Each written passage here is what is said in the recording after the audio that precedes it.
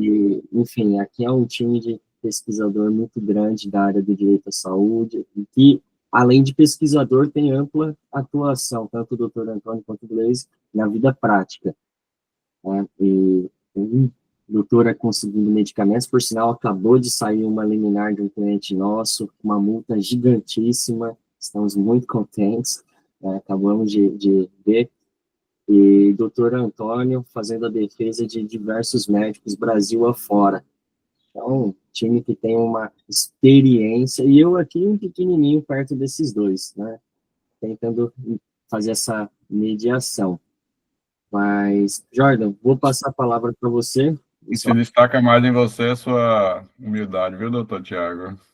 Obrigado, obrigado. Aqui, vou cortar as palavras de doutor, doutora, porque tenho muito carinho por ambos, tanto pelo Gleiselen quanto pelo Antônio. Então, vou me despir dessas formalidades, até para que o nosso debate aqui, a nossa conversa, seja mais fluida. Temos aqui estou vendo pelos nomes, temos algumas pessoas que são técnicas, temos já outros pacientes. Nós tivemos uma ampla divulgação e acredito que o pessoal vai entrando conforme as nossas apresentações. Jordan, está com você, meu irmão. Obrigado, Tiago. Queria, primeiramente, agradecer a todos, né, que estão aqui nesta sala, todos que se inscreveram. Como o Tiago disse, acredito que durante, né, o debate várias pessoas vão ingressar na sala. E agradeço também a Leiliane, ao Antônio, que deram seu sim para a Rede Profis, para dividir um pouco da sua experiência, de tudo o que sabem de direitos e políticas públicas para com os pacientes, para o 20º Encontro Nacional da Rede Profis. A Rede Profis realiza esse 20º Encontro Nacional em comemoração aos 20 anos de associação, na qual realizamos em julho, e do mês de julho estamos fazendo alguns encontros, né, algumas reuniões para esta festividade. Começamos o mês de julho com um histórico, né, onde a doutora Maria Inês Gândara Graciano trouxe todo o histórico desses 20 anos, passando por todos os encontros, todos os eventos realizados pela Rede Profis Brasil. E em agosto tivemos um curso de atualização na fissura labiopalatina, né, desde o embrião até o nascimento, até os primeiros cuidados, né? Por isso foi um curso de atualização dos primeiros cuidados aos fissurados. E agora, no mês de setembro, tivemos um grande presente que a Raíza Bernardo e a Maria Cecília nos trouxeram um pouco da sua vivência como pessoas com fissura labiopalatina.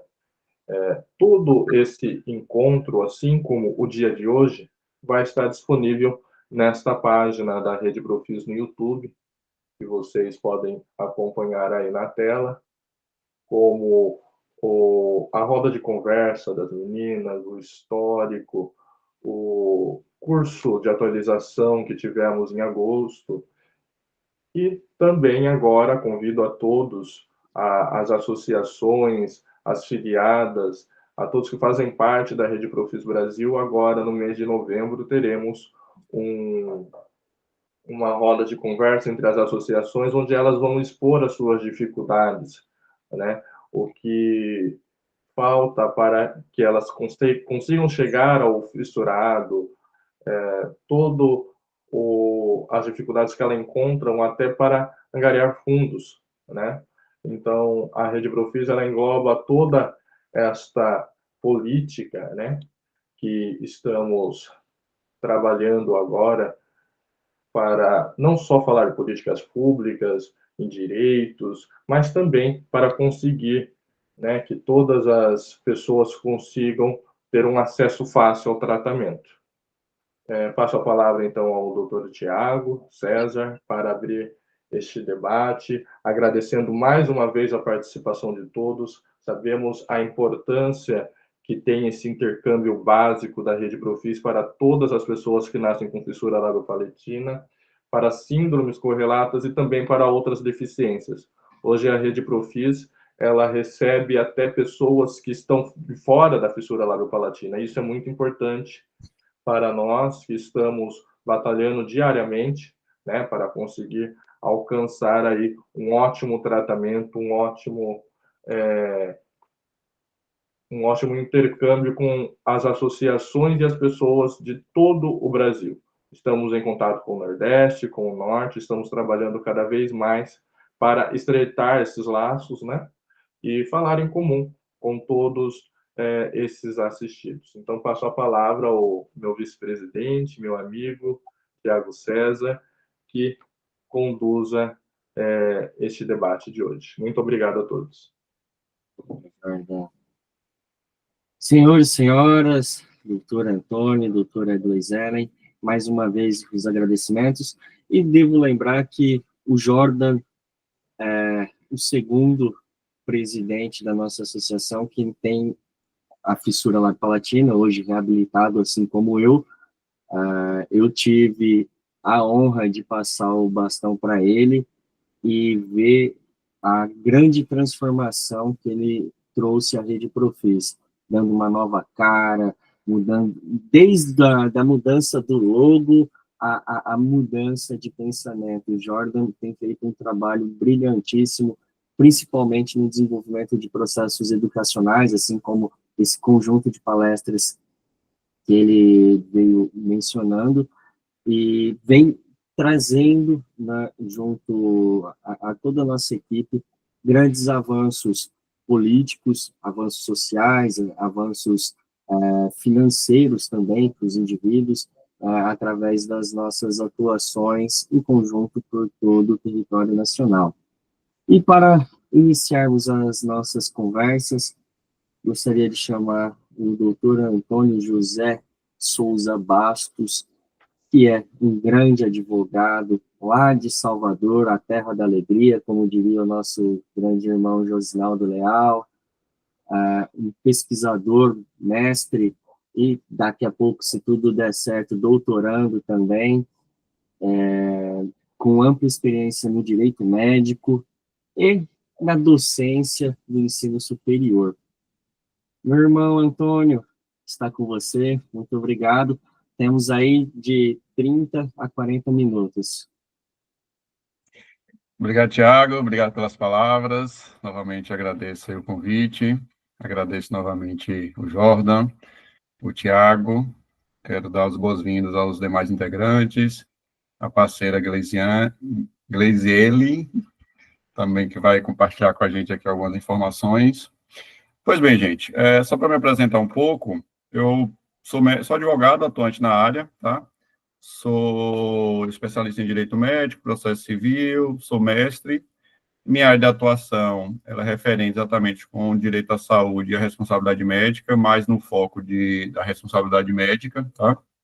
E também trazendo essas referências quanto ao direito à saúde, tá? Hoje, nosso bate-papo, eu não vou falar palestra, mas nosso bate-papo aqui é uma coisa mais descontraída. Nós vamos tentar trazer um pouquinho aqui sobre, mais ou menos, o direito e deveres da relação paciente-profissional, tá? As práticas preventivas e o direito a acesso. Dentre esses temas, nós vamos tentar abordar um pouquinho o direito a acesso, a importância da transferência no atendimento, ou seja, paciente, médico, profissional de saúde, abordar um pouco sobre plano de saúde, direito a acesso ao tratamento, que a gente envolve os planos privados, o SUS, tá? Dentre eles, nós vamos tentar abordar um pouco também sobre a relação paciente-profissional, que eu acho que é importante, ter essa visão, essa ideia de garantias, de informação, tratamento, tanto para o lado do paciente quanto para o lado do profissional, tá? Algumas práticas preventivas e de comunicação efetiva também entre paciente e profissional, e trazer também um pouquinho da importância desses registros que devem ser abordados, devem ser trazidos ali diretamente na relação médico-paciente. Então, o nosso bate-papo, ele vai englobar, ele vai envolver ali acesso, tá? a tratamentos e a importância da informação ali na relação médico-paciente. Quando a gente fala ali de direito a acesso e a importância da transparência no atendimento, gente, nós estamos dizendo ali que o paciente, ele tem um direito a esse acesso. O que seria o direito a esse acesso? Ou seja, o paciente, ele tem que ter, ele deve ter acesso tanto às informações sobre o tratamento, tá? Quanto às informações sobre os dados médicos ou qualquer tipo de fato que vai envolver aquele tratamento. Por que eu digo isso? Porque quando nós falamos de tratamento, nós estamos falando algo que o paciente que vai sofrer. Sofrer no que sentido? É ele que vai ser submetido a isso.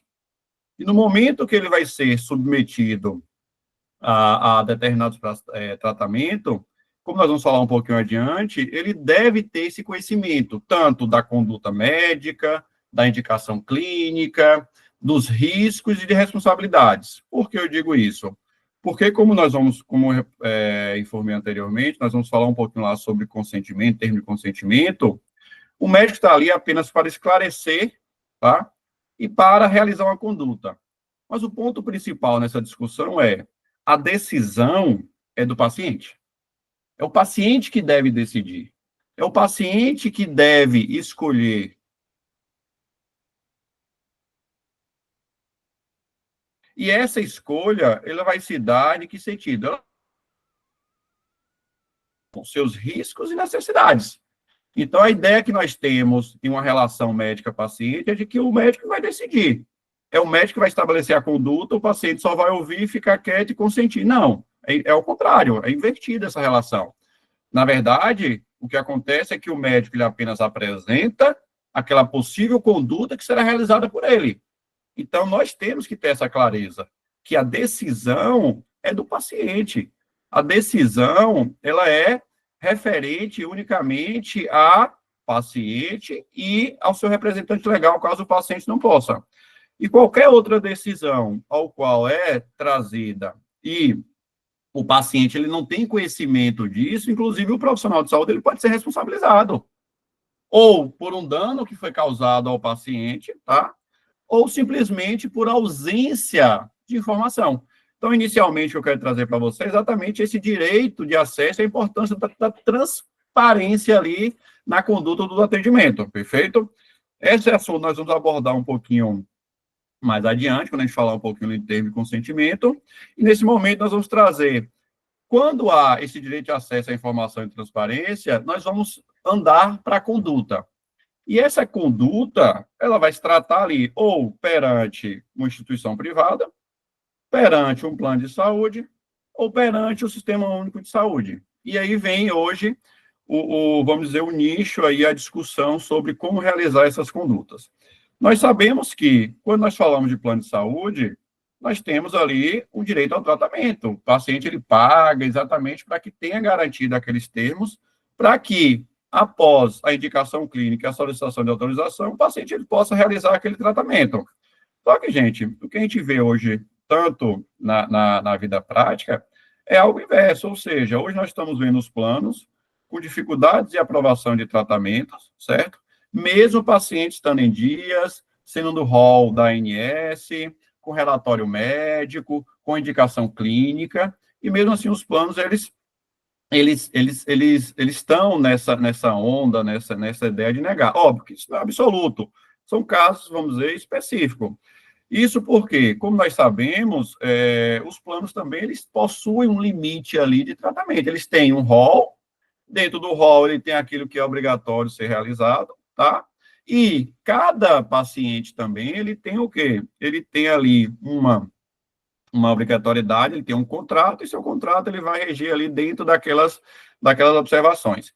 E qualquer fato que esteja fora daquele contrato, obviamente, o que é que vai acontecer? O plano, ele vai, de qualquer forma, negar. E aí nós vamos ver a relação dessas negativas juntamente com a judicializar. E nós vamos falar sobre a judicialização ali da saúde nesse sentido. Mas o que a gente tem que deixar claro é que tanto o paciente ele tem um direito ao seu tratamento, como o plano também, em alguns momentos, eles vão poder também ter essa restrição exatamente porque é contratual. Mas isso não quer dizer que é absoluto. Nós vamos ter também o quê? Nós vamos ter essa referência também a depender da indicação clínica, da necessidade, da conduta, se está no rol, se não está, se foi aprovado pela Anvisa, se não há, se é um procedimento ou medicamento off-label. Então, tem essa discussão aí que deve ser tratada. Quando nós falamos de plano de saúde, nós sabemos também que os planos, eles possuem um prazo legal ali para poder ter autorização. O SUS, em regra, até onde eu tenho conhecimento, ele não tem esse prazo, mas existe um projeto de lei na Câmara, tramitando, para que também que o SUS ele tenha determinado prazo para aprovação e autorização de procedimentos. E esse prazo seria um prazo legal de 15 dias. Só que ainda é um projeto que está tramitando na Câmara, até onde eu percebo, não houve ainda aprovação. Então, no SUS, não teria um determinado prazo legal para determinado tipo de procedimento, mas existe um projeto de lei que está em trâmite, ao qual estabeleceria ali o prazo de 15 dias para que possa autorizar esse tipo de procedimento. Nos planos de saúde, isso muda. Então, nós temos, nos planos de saúde, determinado prazo para determinado tipo de procedimento, ao qual o plano deverá cobrir sob pena, inclusive, de sanção, tanto pela ANS ou de ação judicial pelo próprio paciente. Então, só para esclarecer aqui, por exemplo, consulta básica. Qual o prazo que o plano teria? 7 dias para autorizar aquele tipo de procedimento. Consulta em especialistas médicos, 14 dias úteis. Consulta com fono, nutricionista, psicólogo, terapeuta ocupacional ou fisioterapeuta, 10 dias úteis. Exames laboratoriais, até 3 dias úteis. Procedimento de alta complexidade, 21 dias úteis. Atendimento em regime de hospitalar, 10 dias úteis. Atendimento em regime de internação eletiva, 21 dias. E urgência e emergência, nesse caso, não tem nenhum tipo de prazo, ou seja, urgência e emergência é imediata. Inclusive, nem engloba aí a carência. Se você tiver em carência médica, tratando de urgência, essa carência não deve ser aplicada e o plano vai ser obrigado, sim, a realizar aquele tratamento. Então, aí é um parâmetro, inclusive taxativo, para que as partes possam ter essa ideia. O plano está demorando, por que o plano não autoriza? Qual é a dificuldade? Então, a gente tem esse prazo aí que deve ser seguido. No SUS, a gente não pode trazer essa referência porque não houve nenhum tipo de legislação nesse sentido para que se possa impor. Mas vai se aplicar, assim, por analogia, como já teve casos do privado, para que você tenha uma razoabilidade, inclusive, posteriormente, você poder judicializar. E para judicializar perante o SUS, normalmente você é difícil ter uma negativa, você tem que ter seu protocolo, indicação clínica, relatório, e o procedimento, e o protocolo ao qual você se fez. Antônio, isso é difícil? Depende muito do caso. Por exemplo, o que está muito em evidência hoje, trazendo de uma forma mais ampla, vamos dizer, cirurgia estética no SUS. É possível? É possível. Certo? Antônio, é absurdo? Não, não é. Vamos trazer uma referência geral. Vamos dizer, procedimento de bariátrico. Normalmente, o bariátrico, ele realiza o procedimento, emagrece, tá? E que também pode ser feito pelo SUS, e após esse procedimento, a paciente perde 20 quilos, 30 quilos, 40 quilos, e você tem determinadas peles, determinados procedimentos que envolvem esteticamente na parte. Então, você, paciente, você pode requerer ao SUS que o SUS possa realizar esse tratamento, mammoplastia, abdominoplastia, para que seja realizado pelo SUS. Ou de qualquer tipo de procedimento que seja caracterizado e consiga também trazer. Então, você vai ser muito a indicação clínica. Como é que desenvolve isso? Relatório médico, exames, procedimentos, conduta, requerimento perante o órgão público para que se realize. Então, nós podemos abranger aí esse ponto do SUS em relação à questão estética para determinados tipos de procedimento e de patologias que existem, perfeito? Do mesmo forma, os planos também eles são obrigados, tá? Mesmo às vezes não estando no contratual, o plano também é obrigado a realizar determinado tipo de procedimentos que eles não vão ser estéticos, mas não vão ser caracterizados como de vaidade ou beleza, por necessidade, mas sim por questões reparadoras. Quando tratar de estético reparadora, o SUS, quanto os planos de saúde, eles vão ser obrigados a realizar esse tipo de procedimento. E aí vai se requerer administrativamente, normalmente vai haver uma negativa, e a partir dessa negativa, vai poder, sim, realizar esse tipo de procedimento, tanto pelo Sistema Único de Saúde, quanto pelo sistema privado do plano de saúde, a depender da conduta que vai se realizar. Um caso que eu sempre trago referente a procedimentos, plano ou SUS, vamos dizer, cirurgia ortognática, certo? É uma cirurgia complexa, que requer determinado conhecimento, e normalmente os planos, eles negam esse tipo de procedimento, dizendo que é procedimento odontológico, e não é. Inclusive pelo rol da ANS, lá você vai ter procedimento bucomaxilo, procedimento determinado em ambiente hospitalar. Quando envolve ambiente hospitalar, mesmo sendo o cirurgião bucomaxilo odontológico, ou seja, dentista, os planos também, ou o Sistema Único de Saúde, ele vai ter que cobrir esse tipo de procedimento. E é um caso que, se você sempre vê ali a negativa do plano nesse sentido, tá? Quando você vê a negativa, você vai ter uma conduta. Qual é? Buscar aquele meio ao qual você poderá ter ressarcido, você poderá, de alguma forma, ali, ter satisfeito a sua pretensão. O primeiro que nós orientamos é a ANS. Então, houve a negativa, abre um protocolo perante a ANS, que é o órgão fiscalizador, para que ele possa poder atuar também. Mesmo com a atuação da ANS, seu protocolo devidamente registrado, e não houver nenhum tipo de resultado, aí nós vamos para a judicialização, que aí é o papel dos tribunais de dar suporte à parte, tá? Todos têm direito a acesso à justiça, e aí é um direito constitucional, está na nossa Constituição Federal, juntamente com o nosso Código de Processo Civil, onde estabelece a parte do direito a postular, ou seja, de buscar a justiça, os tribunais, para que você possa ter respaldado ali um direito que foi negado, que foi violado, ou um dano que foi trazido. Então, nós podemos, sim, através disso. Outro ponto que é ser discutido e que, às vezes, os tribunais observam é que os planos, ao determinada negativa, eles trazem ali um laudo, tá? Esse laudo, ele traz um parecer, como se fala, chamada junta médica, tá? Essa junta médica, ela é prevista pelas resoluções da ANS, só que essa junta médica, gente, é uma junta que deve ser realizada tanto em comum acordo pelo plano e em comum acordo pelo paciente, pelo profissional que acompanha o paciente. Só que o que os planos fazem hoje? Ele simplesmente indica o seu profissional que vai realizar aquela junta. O revisor é também indicado por eles, e ao negar, eles trazem a junta médica e dizem nova indicação clínica. Então, nós temos aí também, o quê? Um abuso e uma ausência de regularidade quanto à forma de você realizar essa junta médica. Então, com base nisso também, é um motivo para que você possa judicializar, requerer a nulidade desse tipo de procedimento do próprio plano, ao qual ele justifica a negativa nesse sentido, para que o Estado ele possa, através dali, intervir e determinar que os procedimentos sejam realizados. Antônio, nós temos muitas liminares, muitas decisões que aí os planos permanecem cumprir. E aí são questões mais processuais, onde o advogado, o profissional especializado ali, ele pode conduzir para que seja cumprido. Aí nós vamos ter a multa diária, como o próprio o colega Tiago falou aí no início. Você tem aí até o extremo, que é a expedição de mandado de prisão por desobediência de ordem judicial, tá? Descumprimento de ordem judicial. Você tem a conversão da obrigação de fazer em perdas e danos, ou seja, quando o plano nega aquele procedimento, tem determinação judicial, ele continua. O juiz pode converter no valor do procedimento e bloquear aquele valor. Então, é um cenário aí que se aplica todo com o objetivo de ter alcançado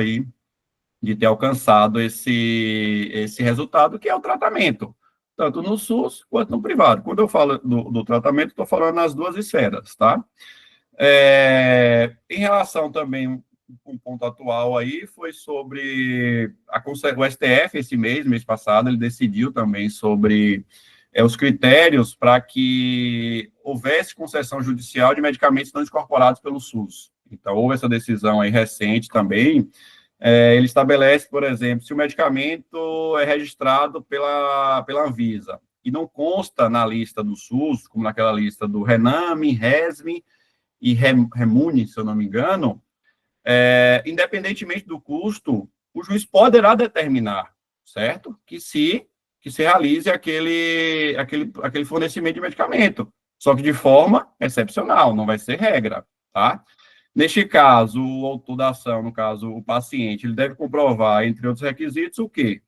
Que não tem recursos para comprar o medicamento, tá?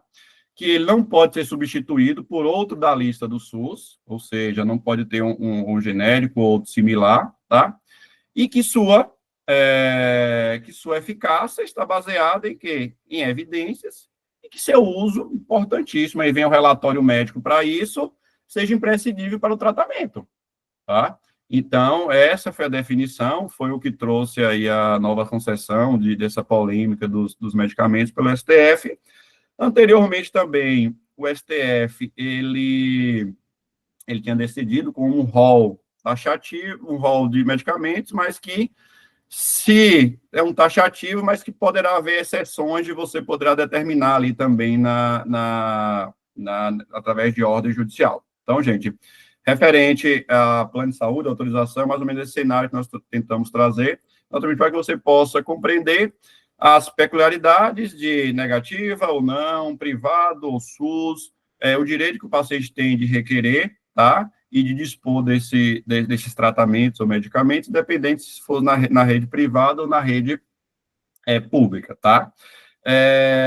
Dando continuidade, trazendo também referência a direito à informação e a medicamentos, nós podemos também trazer um pouquinho de referência aqui, gente, como nós comentamos anteriormente, sobre a relação profissional ali do paciente e do médico, tá? Aí a gente vai entrar aí na esfera que é do termo de consentimento, livre e esclarecido, que, para todos que vão realizar determinado tipo de procedimento, o ponto crucial, como eu falei, é a informação, tá? Esse direito à informação é o direito que o paciente tem de ter. É o direito que o paciente tem de usufruir de determinado procedimento. Por que eu digo isso? E repito, o termo de consentimento, ele não é feito para o médico, ele é feito para o paciente, tá? O termo de consentimento, gente, é um termo de consentimento onde ele é individual. O que é um termo de consentimento individual? É um termo de consentimento onde cada tipo de paciente ele vai ter que ter o seu específico. Até porque os nossos tribunais, ele já determinou, estabeleceu que o termo de consentimento genérico, ele não tem validade. É o black council que eles falam, ou seja, termo de consentimento genérico. Por que ele diz isso? Porque o paciente, ele tem autonomia. Aí nós temos o princípio da Constitucional, o princípio da autonomia do paciente. Autonomia em decidir. Se você tem um termo de consentimento, onde esse termo de consentimento é um termo genérico, o paciente ele vai ter a certeza e a garantia que a sua decisão vai estar amparada em questões técnicas, vinculadas ao seu fato, à sua patologia. Então, a importância do seu termo de consentimento ser específico. E esse termo de consentimento, galera, ele tem que ter o quê? A indicação clínica, tá? Ele tem que ter a indicação clínica, a conduta, os riscos. Ou seja, se esse termo de consentimento ele não for claro, não for acessível, não apresentar os riscos e benefícios para o paciente, ele não vai ter como ter autonomia e a validade de decidir. Eu vou fazer meu tratamento, esse tratamento tem risco ou não? Eu tenho o direito a ter um tratamento inovador ou um tratamento conservador? Então, é esse o direito do paciente. E muitos aos quais nós vemos profissionais que não utilizam de informação, inclusive, é infração ética o profissional médico ele deixar de informar, o Código de Ética Médica estabelece isso, inclusive, podendo haver uma responsabilidade civil, como eu falo, não pela conduta que gerou um dano, mas pelo direito que o paciente tinha de informação. Aí nós chamamos da informação, a negligência informacional, que é o direito do paciente tem de ser informado pelo Código Civil, o CDC, Código de Defesa do Consumidor, ele traz esse direito de informação, e o Código de Ética Médica, ele também traz esse direito de informação. Então, essa informação que o paciente tem, ela tem que ser clara, acessível, indicar, apresentando os riscos do seu caso, da sua conduta, da sua patologia, e não de forma genérica, como nós vemos. Gente, isso traz uma confiança no paciente, com o médico com o paciente, Isso, inclusive, faz com que tanto o paciente ele possa ter o direito de decidir, autonomia de decidir seu tratamento, tá? E para o médico profissional também, isso é muito vantajoso, porque ele vai ter também a sua garantia de segurança do que está sendo trazido, do que está sendo discutido, do que está sendo debatido ali. Então, quando nós falamos de consentimento, é isso. É essa referência que nós temos de quê? De trazer. E isso nós temos aí como práticas preventivas e de comunicação efetiva, gente. E que, às vezes, o paciente entra no consultório, o médico despeja lá a informação, o paciente não sabe o que vai fazer, se decide, se não decide, não compreende. E, às vezes, ele vai para uma mesa de cirurgia sem ter a certeza daquilo que está sendo feito. E, às vezes, acontece dano. Às vezes, acontece um dano, acontece um erro, e o paciente, ele tem esse direito. O paciente tem esse direito. E o profissional de saúde também, ele vai o quê? Ele vai ter a sua responsabilidade em cima dessa conduta. Então, é importante ali a discussão entre médico e paciente, explicar os diagnósticos, os tratamentos de forma, gente, compreensível, não de forma técnica, tá? E utilizar uma linguagem acessível, para que o paciente ele possa compreender. Esse acho que é o ponto importante aí na relação médico-paciente. Então, ele não deve realizar nenhum tipo de conduta ao qual você não tenha esclarecido, trazido os riscos, principalmente os riscos. Às vezes o paciente ele não quer correr esse risco. Ou de algum tipo de sequela, ou de algum tipo de dano estético, ou qualquer tipo. E lembrando que, tanto para o paciente quanto para o médico, todas as informações, gente, eles devem ser registradas de forma detalhada, onde? No prontuário médico. Paciente, o prontuário médico é do paciente, são de vocês. O prontuário médico, gente, não é da clínica e não é do profissional. Inclusive, o profissional médico, ele não pode, fora da conduta ali do paciente, ele não pode ter acesso a esse prontuário de forma discriminada. Ele só vai poder ter acesso, o médico, para que se possa realizar alguma defesa. Ele poderá, o que estabelece o Código de Ética Médica. Tirando isso, não. E o hospital, ele é obrigado a guardar, conservar aquele prontuário pelo período estabelecido por lei, inclusive até 20 anos. Deve estar ali registrado, de forma física ou de forma digital, tá? Então, a importância de registro é exatamente para você, paciente. Depois de 1 ano, 2 anos, 3 anos, você vai para outro médico, você quer realizar uma conduta, você quer dar continuidade a um tratamento, é seu prontuário que vai estar ali estabelecendo essas regras. Então, lembre-se, o prontuário é do paciente, o prontuário é seu, e basta um simples requerimento perante a instituição. A instituição, ele não pode negar, de forma alguma. O próprio Código de Ética Médica estabelece isso. Inclusive, é infração ética, o quê? O profissional de saúde ou a instituição de saúde negar o quê? O acesso. Inclusive, é causa de responsabilidade civil, tá? A venda negativa, ação de obrigação de fazer, exibição de documento e assim sucessivamente. Por que eu digo isso? Gente, o prontuário é seu histórico. Então, como é que você vai realizar determinado tipo de conduta com outro profissional, sem que o profissional possa saber seu histórico, possa saber seu tipo de tratamento que foi realizado, a indicação clínica, exames solicitados, medicamentos que foram trazidos. Então, essa ideia, essa relevância que deve ter. Então, e isso, como eu enfatizo, porque eu enfatizo, gente, que a gente escreve muito sobre, inclusive, eu e Tiago, nós temos um artigo que foi para o Compé do ano passado, que foi publicado exatamente falando sobre a responsabilidade civil do profissional pela negativa de negativa e termo de consentimento. Ou seja, a ausência de informação gera dano? Gera. Por que gera dano? Como eu falei, observem, quando você estiver perante um profissional médico, a decisão, a autonomia é de vocês, lembre. O médico está ali para realizar uma conduta com base no seu quadro clínico e que a decisão dessa conduta, se vai prosseguir ou não, é de vocês. Então, não tenham medo de questionar, não tenham medo de perguntar, Não tenham medo de exigir. Por quê? Porque é um direito de vocês. E o médico que se nega a indicar, a esclarecer, a tirar dúvida, a te responder, com certeza não vai ser esse o melhor profissional para conduzir no seu tratamento, certo? Por quê? Primeiro, nós temos uma relação aí de confiança que vai se quebrar. Uma relação de quebra de confiança na relação médico-paciente, você não consegue conduzir. Por que você não consegue conduzir?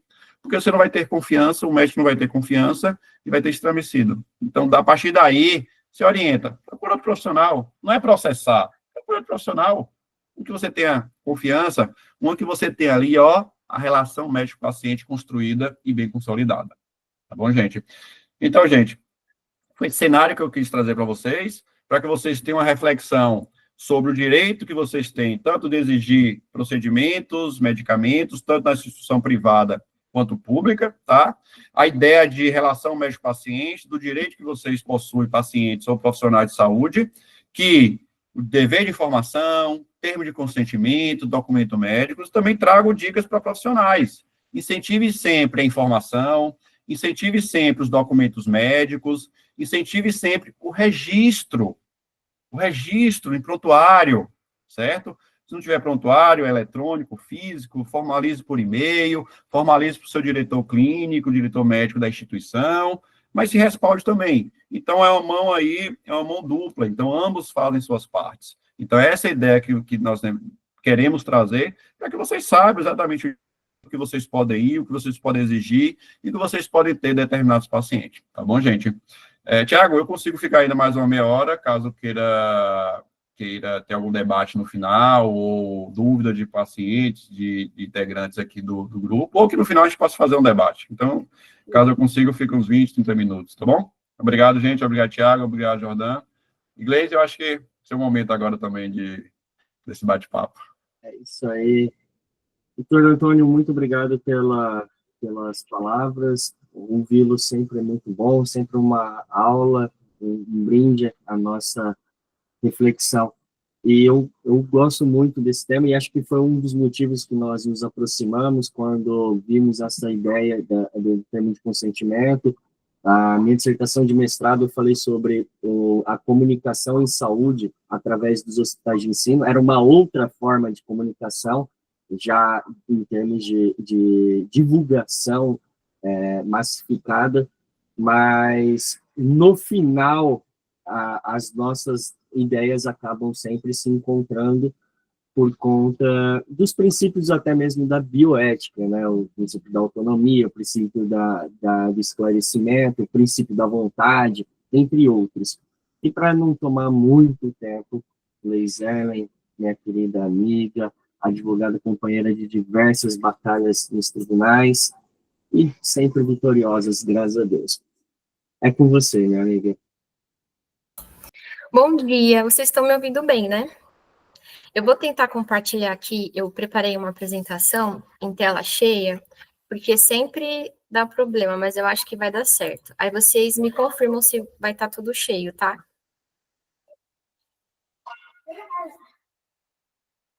Tá certinho? Sim. Ah, tá ótimo. Tema 06 STF. Isso mesmo. Aí deixa o tempo de gravar. E vai também ter um barulho de algumas crianças, porque eu tenho uns irmãozinhos e uma bebê de 2 anos e eles estão aprontando aqui hoje. Então, eu já peço desculpa de antemão. Eu fiquei muito agradecida por poder falar sobre esse tema, porque, de forma particular, ele mexeu muito comigo. Primeiro, porque eu sou uma pessoa com doença rara, e eu sou integralmente paciente do SUS. Então, desde a atenção primária até a terciária, eu faço tratamento pelo SUS. E isso já desde 2017. Então, quando eu soube desse tema e dos entraves que os pacientes vão ter para ter acesso às novas tecnologias, eu me senti impactada. E, de antemão, eu já fui logo pesquisar sobre o medicamento que eu faço tratamento, que ele é um medicamento órfão, só que, por sorte, ele está na lista do Rename. Só que ele foi integralizado recentemente, assim, foi em 2018, então é recente. Então, eu fico pensando, se não fosse em 2018, se eu tivesse tido esse problema que eu tive justamente em 2018. Agora, como que eu ficaria, sendo que eu sou dependente desse medicamento? Tá certo que a gente vai conversando no decorrer da apresentação e tem as exceções, mas até a gente conseguir o ônus que o autor da ação tem para conseguir ingressar é muito grande. Então, eu vejo como uma barreira de acesso. E aí eu vou explicar por quê, desde o começo da história do SUS, que eu acho importante a gente ter essa visão. Então, o SUS ele surgiu com a nossa Constituição Federal, porque anteriormente a isso, a gente não tinha esse sistema, igual a gente conhece agora. Somente poderia acessar os serviços de saúde pessoas que tinham a carteira assinada. Então, isso era um entrave.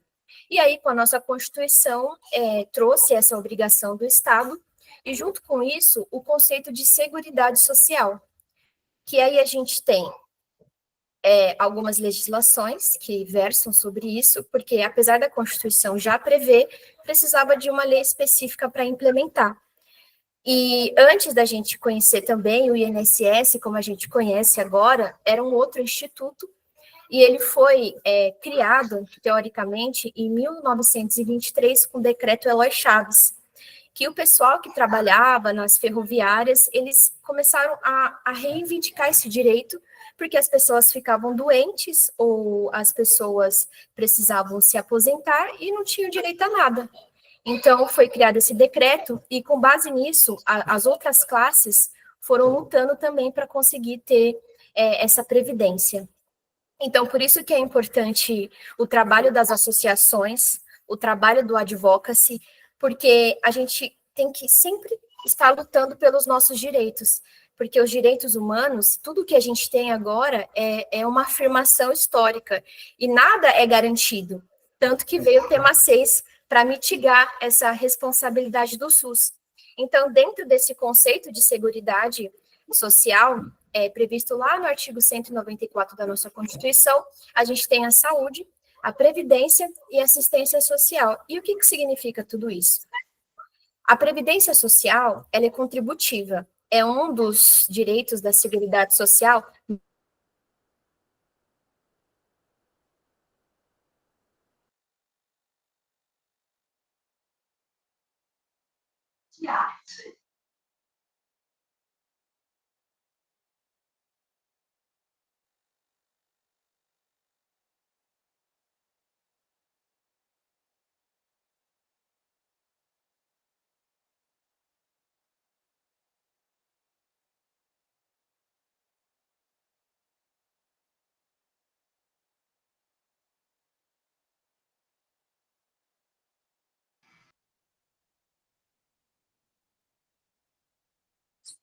Vou escrever aqui, que acho que ela travou.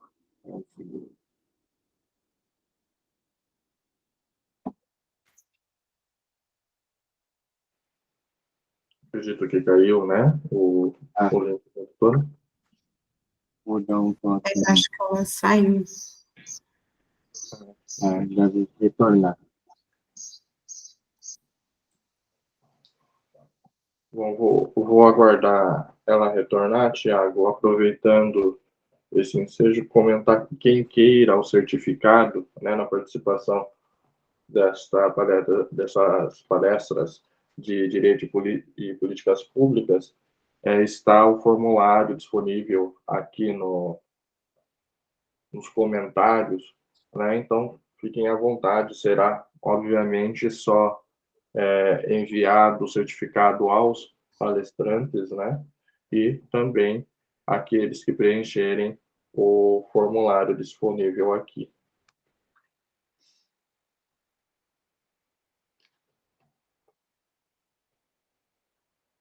Enquanto o Tiago tenta fazer o contato com a Graziele, vou ressaltar aqui alguns pontos importantes que o Dr. Antônio trouxe para a gente, né, sobre as condutas médicas, né, envolvendo sequelas, nas quais as pessoas com fissura labiopalatina sofrem muito, né, durante o atendimento, durante todo o atendimento, né, sabemos que é um atendimento de 20 anos das fissuras labiopalatinas, outros questionamentos, né, que nós levamos também nessa vida de tratamento, e o atendimento, né, tanto os prontuários clínicos, que é uma novidade, doutor Antônio, muito obrigado, eu não tinha essa consciência, né, dos prontuários, acreditava ser mesmo só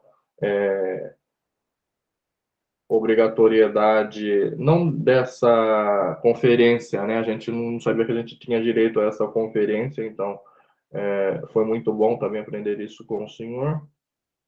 E também o histórico, né, de muitos pacientes receberem a negativa no atendimento fora, né, dos centros de atendimento da fissura labiopalatina, das associações. Temos esse histórico em todo o Brasil de, por exemplo, uma limpeza ortodôntica, alguma coisa assim, o paciente tenta fazer próximo ali à sua casa ou até em um consultório privado e não conseguir fazer esse tratamento, que é um direito dele, né? Mas, às vezes, por medo, por não conhecer a fissura labiopalatina, o dentista ali, no caso, fica com esse receio. Então, foi muito válida essa primeira palestra do Dr. Antônio, agradeço mesmo antes da sua saída aqui da sala, pois a fissura labiopalatina ela não é muito reconhecida e também os pacientes com fissura labiopalatina não conhecem os seus direitos, não conhecem as suas condutas, ficam com muitos os questionamentos, né, para todo o seu tratamento e guardam para si. Então, são palestras como essa que a gente consegue ter uma mínima noção do que é essencial a gente levar aos doutores, aos médicos, já que é um atendimento que passa ali por muitos profissionais, né? Um tratamento interdisciplinar. Então, agradeço mais uma vez, doutor Antônio, por trazer com a gente e continuamos aqui no aguardo da doutora Graziane. Tiago? Aproveitando, Jordan, eu tentei aqui falar com a Graziane, ela tem sofrido nos últimos dias com as quedas das árvores aqui de São Paulo, com as chuvas desarrazoadas, e a região da residência dela foi gravemente afetada. Eu tentei ligar aqui para ela, não consigo contato, eu acredito que deve ter derrubado o sinal e com árvore e tudo mais, né? Sinal de celular, sinal de tudo. Para a gente não perder... Vê se ela não consegue compartilhar, Tiago, a internet do celular no computador. Sim, pelo jeito, bom, vou tentar aqui mais uma vez. Pelo jeito, será que foi o sinal mesmo Porque a mensagem do WhatsApp sequer chegou, né? Fica só o primeiro risquinho. Entendi. E nós estávamos conversando normalmente, até um pouco antes de iniciar as conversas. Mas, doutor Antônio, o senhor, aproveitar aqui nesse momento que a doutora Gleiser não retorna, talvez me pareça um pouco óbvio, mas ficou para mim ainda obscuro de uma certa forma. Quando o senhor fala documentos médicos, esses documentos se estendem aos fonoaudiólogos, aos odontólogos e demais áreas da saúde, enfermeiros, porque aqui eu vi que nos presentes nós temos dentistas, temos fono, tenho enfermeiros e etc. Como se responder de forma bem objetiva, sim. Por quê? Independente de ser médico ou profissional de saúde, vai haver uma intervenção ou indicação clínica ou conduta perante o paciente. Então, o paciente não é um paciente só de um médico. O paciente é um paciente de um odontólogo, é um paciente de um fisioterapeuta, de um fono. Então, ele tem que trazer essas informações. Algumas mais complexas, outras menos complexas, mas que devem ser tratadas. Essas informações devem ser tratadas. Entendeu? Então, um fono, sim, tem que ter um contrato indicando a prestação de serviço, se for pelo plano ou não. O termo de consentimento se aplica a todos, entendeu? É uma garantia do paciente, óbvio que ele vai ter ali uma consciência, e uma garantia também do próprio profissional. Lá na frente não vai haver aquela discussão. Ah, houve indicação, não houve, disse que isso é isso, o resultado ia ser isso, não for. Então, corta qualquer tipo de discussão. E a relação com o paciente médico, a paciente com o profissional de saúde, ele acaba o quê? Se fortalecendo. Porque há um diálogo, há uma discussão, há um esclarecimento quanto a isso, entendeu? Então, se aplica assim. Médicos, odontólogos, principalmente também, que tem alguns procedimentos invasivos, enfermeiros não, porque normalmente enfermeiros eles estão ali em conduta de terceiro, mas se ele for realizar uma conduta principal, deve ser haver também esse tipo, fisioterapeuta, se houver, fono, tudo isso para trazer informação, obrigação legal. Tranquilo? Perfeito, perfeito. Alguém tem alguma dúvida que gostaria de colocar? Ivânia, por favor. Bom dia. Não seria uma dúvida, seria só uma experiência, uma vivência com o paciente. Né? Então, a própria palavra paciente deixa o usuário do sistema de saúde de uma forma muito passiva. Ele não se sente sujeito do seu tratamento, sujeito da sua história. E quando o paciente ele começa a estudar e apontar e colocar umas coisas para os médicos, muitas vezes eles são rotulados como chatos, como exigentes, né? Então, esse limite entre ser uma pessoa sujeito e, ao mesmo tempo, sofrer uma rotulação de um paciente e reivindica, e questiona, né, e sugere, e é ativo no seu tratamento, é uma coisa muito importante, mas também uma coisa que é dolorosa, porque nem sempre o profissional de saúde compreende e ele é sujeito e o responsável também pelo seu tratamento. Eu queria levar essa questão da palavra paciente e a questão também essa participação sendo rotulada, né, como paciente chato e exigente. Se eu só completar a senhora, dona Ivânia, paciente, como a gente sabe, nada mais é do que uma pessoa que está sendo cuidada por um profissional de saúde, tá? E como eu falei anteriormente, a questão, eu acho que o ponto aí, como a senhora bem trouxe, a senhora está plenamente correta. Mas o ponto, como eu até trouxe anteriormente, não é o seu questionamento, não é a sua exigência, não é o seu querer saber. Isso é seu direito, é o paciente que está sofrendo a conduta. Mas eu vejo aí o problema não com o paciente, mas sim o problema com o profissional. O profissional que não tem paciência, o profissional que não tem uma compreensão, uma sensatez. E às vezes eu entendo, porque às vezes, se for serviço único de saúde, às vezes só tem aquele. Então, às vezes, os pacientes eles se submetem a isso, porque às vezes não tem uma diversidade. Mas o problema não está no paciente em ser rotulado, o problema está no profissional que não está realizando de forma técnica, ética, aquilo que foi o compromisso que ele fez com a medicina, de cuidar, entendeu? Mas a reflexão da senhora está correta, a senhora, exatamente, infelizmente, é a nossa realidade isso, tá? Mas o que eu trouxe é que, independente disso, a senhora pode, sim, exigir, pode cobrar, e, se puder ter outra oportunidade, mudar de profissional, para que a senhora sinta um pouco mais acolhida naquele tratamento, naquela conduta, tá bom? Doutora Griselen voltou. Gente, eu não vi que caiu. Eu tô sem meu celular, eu tava falando aqui meia hora. Onde foi que a gente parou? Meu Deus, me desculpa. Você estava falando da história do SUS. Nossa, eu já estava lá nos princípios já. Tá bom, vamos tentar de novo. Me desculpa, eu não tinha percebido, porque quando a gente deixa em modo tela cheia, some tudo. E o meu celular não tá aqui do meu lado. Mas acho que agora vai dar certo. Vamos lá, de novo. Vou começar tudo de novo, então, gente. Desculpa. Em paz.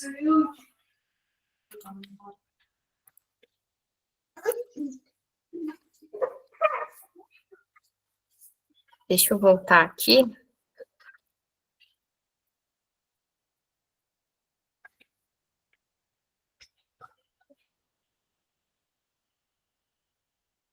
Bom, eu não lembro muito bem onde eu parei, mas eu vou começar de novo sobre a importância do SUS e da criação dele junto com a nossa Constituição Federal, e com ela trouxe o princípio da Seguridade Social. Esse princípio ele é importante porque ele é basilar, né, do SUS, e ele abarca alguns conceitos, como saúde, previdência social e assistência social.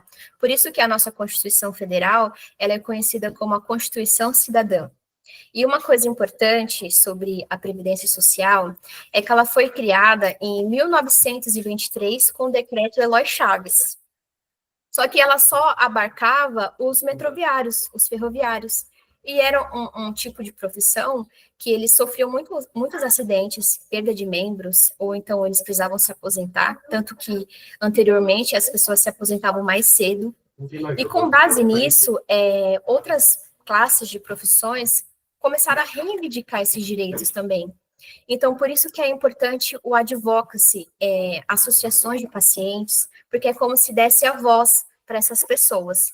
Então, a gente tem esse conceito previsto lá no artigo 194 da Constituição, e aí, só que a gente tem algumas particularidades de cada um. A Previdência Social, ela é um dos princípios da Seguridade mais restritivo, só tem acesso a ela quem faz contribuição. Já a saúde e assistência social, não, é não contributivo. A saúde ela é universal e para todos, e a assistência social é de quem dela necessita. Então, precisa cumprir alguns requisitos, é aquela questão do BPC-LOAS também, e para conseguir alcançar. Então, não, teoricamente, não é para todos, mas para quem precisa. A previdência é para quem contribui e a saúde é para todos. Então, aqui eu deixei separado alguns dos símbolos, né, desse princípio da seguridade, que eu acho interessante a gente conhecer. O do SUS, eu acho que a maioria conhece, e do INSS também, só que do SUAS não, eu achei interessante compartilhar esses princípios. E seguindo sobre os princípios do SUS, por que é importante a gente falar sobre isso? Muitas pessoas, quando foi essa questão do tema 6, falaram assim, Gleisiele, mas precisa sim ter uma restrição de acesso, porque o SUS não consegue gerir medicamento para todo mundo, não consegue atender todo mundo, e essas questões financeiras. Eu pensei, bom, o Brasil é a 8ª economia do mundo, salvo me engano. Além disso, no Brasil existem muitos perdões fiscais, mais de milhões, e a gente sabe que o SUS ele é sustentado por tributos fiscais. Outra questão interessante é que todos nós temos que pagar imposto de PVA, certo? Só que quem tem lancha e fica andando com a lancha no mar, não paga nenhum imposto por utilizar aquele espaço e está poluindo ainda o oceano. Então, por que quem tem uma lancha não paga imposto disso e nós que temos o carro temos que pagar o imposto? Mas é para manter a manutenção das estradas. E o oceano? Como é que fica? Essa é uma questão. Então, esse valor também poderia ser revertido para o SUS e o Brasil parar de ficar perdoando dívidas. Porque existem medicamentos, de fato, que são de milhões, só que quando a gente fala de pessoas raras ou tratamentos específicos, é só uma parcela da população que vai ser agraciada com esse tratamento. Existem os protocolos e diretrizes também do SUS, os PCDTs, que cada doença tem que seguir um protocolo, um manejo diferente, não seria diferente do SUS e para entregar esse medicamento. Então, por isso que eu vejo o tema 6, apesar de ele ter uma exceção, como uma barreira de acesso. Então, eu separei alguns dos princípios do SUS para a gente conversar um pouco e pensar sobre esse tema 6. E esses princípios, eles estão previstos lá no artigo 7º da legislação do SUS, e eles versam, que são ações e serviços públicos de saúde e privados, contratados ou conveniados que integram o Sistema Único de Saúde. São desenvolvidos de acordo com as diretrizes previstas na Constituição, obedecendo ainda aos seguintes princípios. Aí o primeiro, ele é muito importante, porque fala sobre a universalidade do acesso. E o que isso significa? O SUS é para todos. Independente se a pessoa é rica, pobre, brasileiro ou estrangeiro. Todo mundo tem direito de ser atendido pelo SUS. Por isso que a gente vê também algumas notícias de pessoas que são moram em fronteiras, são de outros países, e vêm até aqui para tomar vacina, ou o Brasil faz algumas ações para vacinar essa população. Isso demonstra como o Brasil respeita a solidariedade entre os povos, porque ele abarca e abraça todo mundo, independente da sua classe social. Por isso que lá no princípio da Seguridade Social, a gente fala que a saúde ela é aberta e os outros são restritivos. Em todos os níveis de assistência. E o que significa níveis de assistência? O SUS, ele tem 3 níveis de atenção. Primário, que é a atenção primária, a porta de entrada do SUS. E eu vejo esse como um acesso muito importante. Então, quando a gente está doente ou a gente está se sentindo mal e fica indo sempre só na emergência, isso é um problema. A gente precisa fazer o cadastro lá no postinho de saúde para ter esse acompanhamento ambulatorial, porque assim o sistema vai te conhecer. O SUS vai conseguir identificar esse paciente, porque quando a gente é paciente de emergência, fica mais difícil de acompanhar, de você ter um médico que está ali sempre com você, tem essa dificuldade. Então, até para a questão de judicialização ou comprovar uma negativa, eu vejo como a UBS, o postinho de saúde, um lugar ótimo para a gente fazer o cadastro e tentar um acompanhamento e uma comprovação de que você tentou, né, pelos outros níveis de atenção. E aí, quando a gente vai no postinho e o postinho não consegue ajudar, a gente pode ser encaminhado para atenção secundária, que é de média complexidade. A atenção secundária é, por exemplo, os exames que tem aqui em São Paulo, que tem algumas especialidades específicas, alguns exames mais complexos. Então, esse paciente é encaminhado para lá para tentar fazer um tratamento. E se não resolve nada disso, a gente tem a atenção terciária, que já é um hospital de grande porte, por exemplo, o Hospital das Clínicas de São Paulo, que atende casos de alta complexidade. Então, precisa de uma equipe multidisciplinar, outras especialidades, exames específicos. Então, essas são as diferenças dos níveis de atenção do SUS. E isso é importante a gente saber, porque quando a gente vai entrar em algum tipo de fila, e essa questão da fila é muito discutida, inclusive eu participei de uma audiência pública semana passada sobre eles tentarem mudar e saber quem é o dono da fila. Quando a gente entra numa fila para buscar determinado atendimento ou assistência. Inclusive, a questão era sobre a fila do câncer, que essas questões são de urgência. Então, não tem como ter uma fila única. Eles estavam elencando lá os gestores. Não tem como ter uma fila única. Quem tem câncer precisa estar num tipo de fila. Só que aí existem vários tipos de câncer, alguns mais agressivos, outros não. Eles vão tentando dividir essas filas. E na questão do câncer, a gente tem um prazo para se iniciar o tratamento, que é, em tese, de 60 dias, porque quanto mais demora, né, mais chances a pessoa tem de não conseguir superar essa doença. Só que a gente precisaria, que era o que estava sendo discutido lá, ter um aplicativo para o paciente acessar em qual nível ou posição da fila ele está, independente do procedimento também, ele ter ciência daquilo. Isso também é um direito à informação, isso também está previsto como um dos princípios do SUS, o paciente ter ciência daquilo. E quando a gente tem esse problema, é muito importante a gente fazer uma ouvidoria, viu, gente? Se vocês, alguns pacientes aqui, recebeu algum pedido médico e está demorando bastante, tenta fazer uma ouvidoria, tanto no âmbito municipal quanto no estadual, que às vezes eles atendem a demanda e você consegue ser atendido, porque realmente, às vezes, o pedido fica esquecido. Então, a gente fica esperando quietinho, não resolve. Tem que fazer uma ouvidoria, isso é importante. Então, seguindo para o princípio da integralidade de assistência.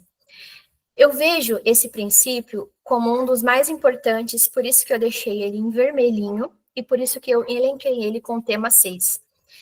O SUS, ele não é o único sistema público de saúde. Inclusive, ele foi inspirado no sistema britânico. E eu fiquei tentando entender, ainda não cheguei numa conclusão, as principais diferenças entre esses dois sistemas. E uma das diferenças que eu encontrei foi justamente a integralidade de assistência. O SUS, ele é integral. A gente tem direito a passar por todos os níveis de assistência, em caso de alta complexidade, média ou baixa, independente da doença. Então, a integralidade de assistência entendida como um conjunto articulado e contínuo das ações e serviços preventivos, curativos, individuais e coletivos, exigidos para cada caso em todos os níveis de complexidade do sistema. Então, uma pessoa, independente do problema que ela tem direito a esse acesso integral. Então, quando a gente pensa em uma integralidade, a gente não pode ver barreiras de acesso, sabe? Porque quando a gente começa a encontrar barreiras, isso dificulta e o paciente fica em uma aba desigual. Porque a gente não pode pensar que somos todos iguais nesse âmbito, porque tem pessoas que precisam mais, de fato, e pessoas que precisam menos. Por isso que a gente precisa pensar na equidade de acesso. E às vezes essa equidade, ela falha no SUS. Mas o problema da falha do SUS não é propriamente do sistema SUS, e sim da gestão. O nosso país ele é muito grande e a gente consegue perceber nitidamente a diferença do tratamento aqui em São Paulo e em outras regiões do país. É nítido. Tanto que lá no Hospital das Clínicas, onde eu faço o meu tratamento, existem pessoas da Bahia, Pernambuco, Amazonas, que se deslocam das suas cidades para vir até aqui se tratar. Não deveria ser assim. O paciente ele não deveria ter que sofrer mais isso para conseguir o tratamento, porque gera uma angústia na pessoa. E a gente pensa que a saúde, assim, de uma maneira geral, conforme elenca a OMS, Organização Mundial da Saúde, é um bem-estar por completo. Então, você tem que estar bem mentalmente, fisicamente. Tanto que eu vejo esse conceito de saúde da OMS, igual está elencado lá no artigo 6º da Constituição, os direitos sociais, que é saúde, trabalho, educação. E a gente pode entender tudo isso como determinantes sociais de saúde. Então, às vezes, a pessoa pode ter o mesmo problema que eu, só que ela está lá na Bahia e tem que vir até aqui para se tratar, sendo que eu tomo uma condução ou eu vou de carro e já chego no HC. É diferente o tratamento e não deveria ser assim. Então, seguindo, eu peguei esse conceito de uma aula que eu tive da Fiocruz, da integralidade, e eu vou ler ele aqui para vocês, porque eu achei muito interessante. A integralidade como o eixo prioritário de uma política de saúde, ou seja, como meio de concretizar a saúde como uma questão de cidadania. Então, a gente vê aqui a questão da dignidade da pessoa humana, porque a saúde não é apenas a ausência de enfermidade. Significa compreender sua operalização a partir de dois movimentos recíprocos a serem desenvolvidos pelos sujeitos implicados nos processos organizativos em saúde, a superação de obstáculos e a implantação de inovações no cotidiano dos serviços de saúde, nas relações entre os níveis de gestão do SUS e nas relações destes com a cidadania. E um fato interessante é que, quando o SUS foi instituído, antes do SUS ser instituído, a gente teve uma conferência, 8ª Conferência de Saúde, e eu sou apaixonada pelo discurso do Sérgio Arouca, porque a gente nem tinha o SUS nessa época, e ela foi a primeira conferência em que a população pôde fazer parte, a sociedade civil estava lá implementada. E aí eu fico pensando que quando teve a decisão do tema 6, tinha lá os ministros sentados no ar-condicionado, decidindo sobre a vida de milhões de pessoas, e eles não utilizam o SUS. Não tinha um paciente lá, não tinha uma associação para representar a voz de quem de fato utiliza o SUS. E o Sérgio Arouca, se ele fosse vivo e ele tivesse a infelicidade de ouvir esse tema 6, seria indo em desencontro de tudo que ele pregou na 8ª conferência. Porque uma coisa que ele disse me marcou muito é que saúde é democracia. E a gente não teve isso. O SUS está sendo questionado, criticado, ao invés dele ser melhorado. Eu não estou aqui para defender assim de forma integral, porque o SUS tem as falhas. Eu já tive procedimento negado, tive que ir lá brigar, de fato. Mas antes, quando a gente brigava, era mais fácil ter o acesso, dependendo do que precisava, agora não mais. Tanto é que nesse tema 6, essas implicações que eu vou explicar daqui a pouco para vocês, abarcam até medicamentos que estão na lista do SUS, só que a prescrição foi off-label. Isso é um problema, entendeu? Então, mesmo que o medicamento esteja na lista, mas o médico prescreveu de forma off-label, vai ter que respeitar todos aqueles requisitos que foram estabelecidos. Então, quem tiver interesse em pesquisar sobre a 8ª conferência, eu recomendo, e toda vez eu assisto para tentar ficar um pouco mais revolucionária sobre a defesa do SUS. Então, seguindo, para o nosso terceiro princípio, que é o que o professor acabou de falar, né? Preservação da autonomia das pessoas na defesa da sua integridade física e moral. A gente tem que respeitar o paciente, o SUS também tem que respeitar. Não pode ser feito o que quer com o paciente, não pode falhar com a informação do paciente. Todos aqueles documentos que o professor elencou agora do âmbito privado tem que ser respeitado também no âmbito do SUS. O paciente tem que ser informado de tudo, de todos os passos, dos riscos e benefícios que ele vai ter do tratamento. E isso é importante. Inclusive, é um dos princípios do SUS. E seguindo, né, a igualdade de assistência e saúde, sem preconceitos ou privilégios de qualquer espécie. Aqui a gente já tem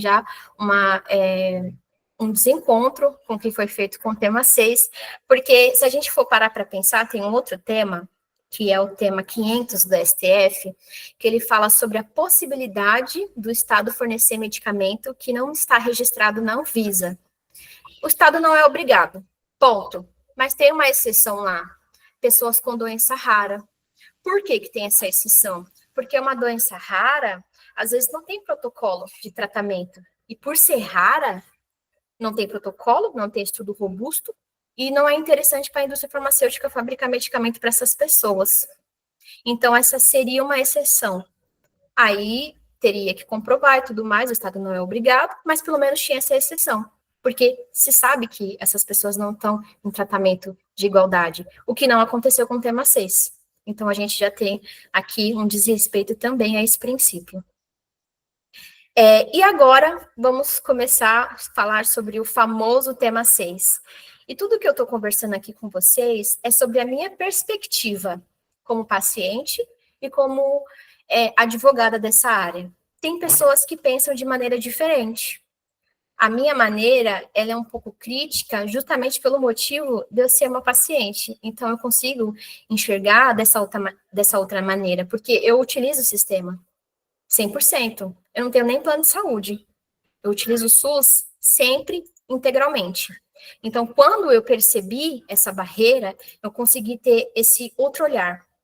Então, eu juntei minha experiência de paciente com advogada e cheguei a essa conclusão. Então, eu acho que eu voltei ao invés de passar. Deixa eu ver se eu fiz errado aqui. Tá, agora foi. A descrição, né, que a gente tem lá dessa discussão. Ele é um recurso que se discute à luz dos artigos, eles citam os artigos da Constituição, a obrigatoriedade ou não do Estado fornecer medicamento de alto custo a portador de doença grave que não possui condições financeiras para comprá-lo. Gente, aqui a gente já tem uma questão, tá? Bem emblemática. Nem todo medicamento está disponível de fácil acesso nas farmácias, tá? Então, não é questão de você ter dinheiro, não. É questão de acesso. Por exemplo, o meu medicamento, apesar de ser um medicamento para pessoa com doença rara, ele não é tão caro. Uma dose dele, 2 ml, é equivalente a R$500. Ontem mesmo, eu fui numa farmácia perguntar se tinha um medicamento lá, passei para o farmacêutico, e ele disse que não tinha disponível para venda. Então, assim, se não tem um medicamento disponível para venda, como que a gente tem que colocar essa condição de ter condições financeiras ou não? E se ele não vende? A gente tem que ficar indo até o laboratório para pedir ou fazendo encomendas do medicamento? Isso também já é uma barreira. E tem uma outra questão ainda. Quando a gente vai comprar diretamente de laboratório, não são todos que vendem para CPF. Eu já vi uma discussão, inclusive foi uma procuradora do município de Jundiaí, que disse que foi tentar comprar em nome do município e o laboratório não vendeu porque disse que só venderia para o hospital. Então, imagine uma pessoa física tentando dialogar e comprar um medicamento com o laboratório. Isso é impensável. Ou então tentando fazer uma intermediação com a farmácia, que eles vão cobrar mais caro ainda. Então, lembra quando a gente falou dos princípios do SUS e a universalidade de acesso? Isso aqui é uma barreira também. E aí, seguindo a nossa discussão, eu separei a questão da tese. Então, a gente tem o primeiro ponto. A ausência de inclusão de medicamentos na lista de dispensação do Sistema Único de Saúde. Gente, dispensação é quando fica fornecendo os medicamentos. Inclusive, a gente tem uma nomenclatura diferente. A gente tem a dispensação de medicamentos excepcionais. Isso seria uma solução para esse caso, mas não pensaram nisso. Dispensação de medicamento excepcional é para pessoas específicas, são medicamentos órfãos. Então, por que isso não foi levado em consideração nessa decisão? É um questionamento. Que impede, como regra geral, o fornecimento do fármaco por decisão judicial, independentemente do custo. Então, a gente vê assim, o paciente ele vai precisar de um medicamento que está fora da lista, ele não vai conseguir na via administrativa. Não vai, não adianta nem pedir. Ele vai, mas tem que pedir porque tem que ter a negativa. Então, você já encontra mais uma barreira. Eu já até perdi as contas de barreiras que a gente tem. Então, aquele paciente, ele já fica com o pensamento de que assim, eu preciso de um tratamento. Às vezes ele nem sabe, né, que vai ser avisado pelo advogado ou pelo médico que vai atender ele. Ele vai ter que entrar com um processo. Independentemente de qualquer coisa, o processo ele é uma certeza. Então, cadê o acesso igualitário à saúde? Atendimento universal, integralidade. E seguindo, a gente tem um segundo ponto. É possível, aí sim, né, a gente acha, melhorou. Excepcionalmente, a concessão judicial de medicamento registrado na Anvisa, mas não incorporados a listas de dispensação do Sistema Único de Saúde, desde que preenchidos cumulativamente, não é nenhum ou outro, são todos, os seguintes requisitos, cujo ônus probatório incumbe ao autor da ação. Então, a pessoa está doente, ou precisa de uma tecnologia nova, aí ela busca um advogado, porque sozinha ela não vai conseguir fazer essa busca, e o advogado também, junto com o paciente, começa a fazer praticamente um artigo científico, uma tese de doutorado para conseguir um medicamento. E aí a gente começa com os requisitos. A negativa de fornecimento do medicamento na via administrativa, mas, gente, se o Estado não é obrigado, ele não vai fornecer. Por que precisa disso daqui? Se não vai ser fornecido, não tem nem sentido uma coisa dessa, né? Aí, nos termos do tema 1, 2, 3, 4, que eu não vou nem abarcar muito esse tema, porque como tem bastante paciente aqui, é melhor a gente ter uma conversa mais informal, porque esse tema ele fala mais sobre questões processuais também. Então, aqui a gente já vê um requisito que não tem nem sentido. Segundo requisito, ilegalidade do ato de não incorporação do medicamento pela Conitec, ausência de pedido de incorporação ou da mora na sua apreciação. Ilegalidade do ato de não incorporação. Gente, como assim? O paciente e o advogado vai ter que entrar lá no site da Conitec, fazer uma pesquisa para saber se o ato foi ilegal ou não, da questão administrativa.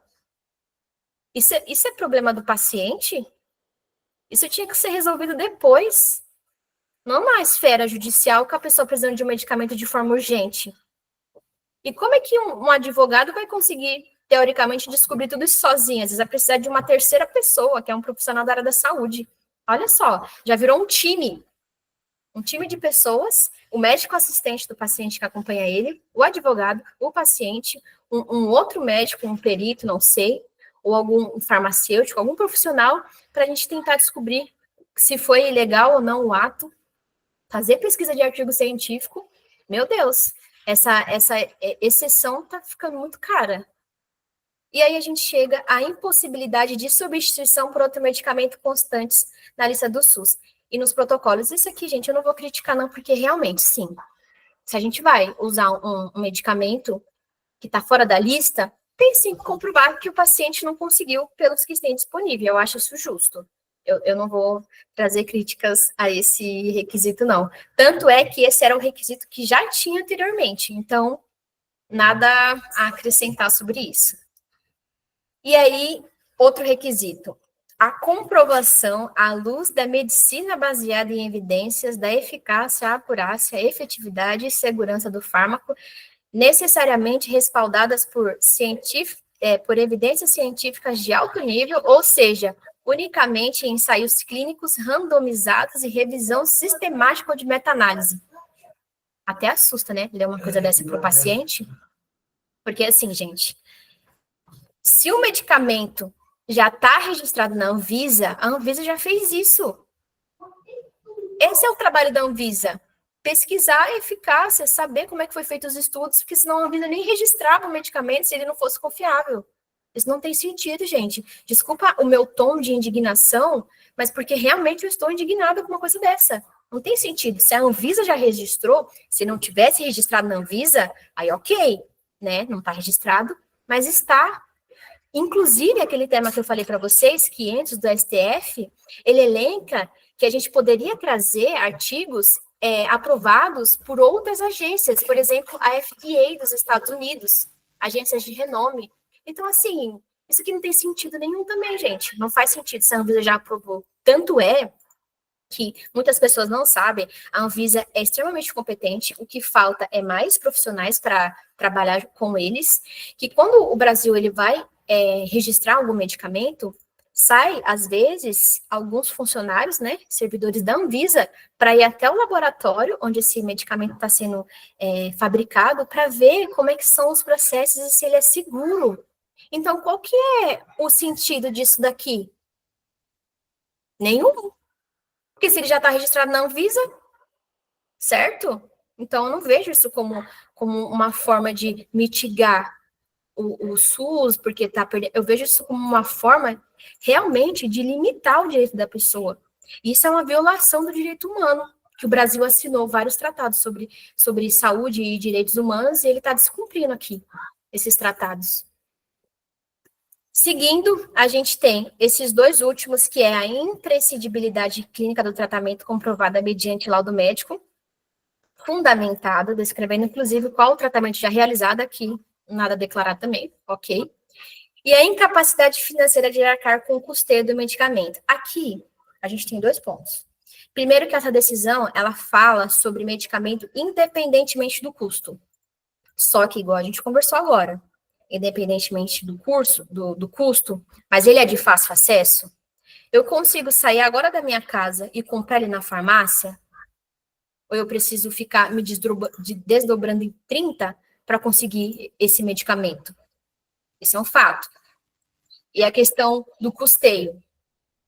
Se uma família tem uma pessoa que já é debilitada, com problema de saúde, precisa fazer acompanhamento multidisciplinar, mesmo que essa família tenha condições de pagar todo esse tratamento, quando uma pessoa da nossa família ela está doente, afeta aquele ambiente social de uma tal forma, inclusive em questão de recurso financeiro, a gente sabe que todo mundo precisa de cultura, educação, as pessoas precisam passear, se divertir, não gastar todo o seu dinheiro com tratamento. Sorte de quem tem dinheiro para fazer isso, certo? Sorte de quem tem, mas nem todo mundo tem, e quando tem, às vezes o dinheiro é limitado, porque tem que pagar outras coisas, o medicamento não é de fácil acesso, e depende do valor do medicamento também. Porque, por exemplo, a gente tem um medicamento que já foi incorporado, aquele para as crianças com AME, o Spinraza.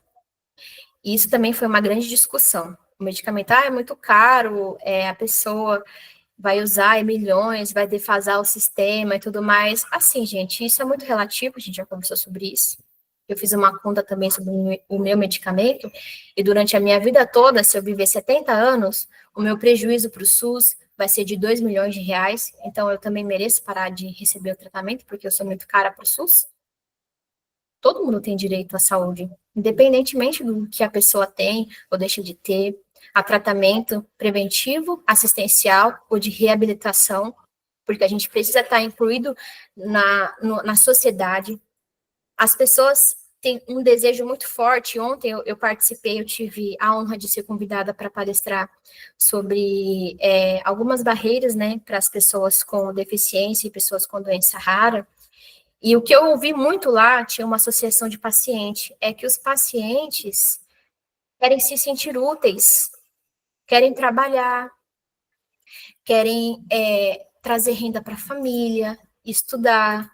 E se a gente tem um tratamento que ele não é 100% e não consegue trazer tudo isso para o paciente, ele vai ser afetado de uma maneira negativa muito grande, porque às vezes a pessoa ela quer se sentir útil, ela tem esse desejo. Isso também tem a ver com a dignidade da pessoa humana. A pessoa quer trabalhar, então para ela conseguir fazer isso, o tratamento dela tem que ser integral daquele princípio que a gente conversou.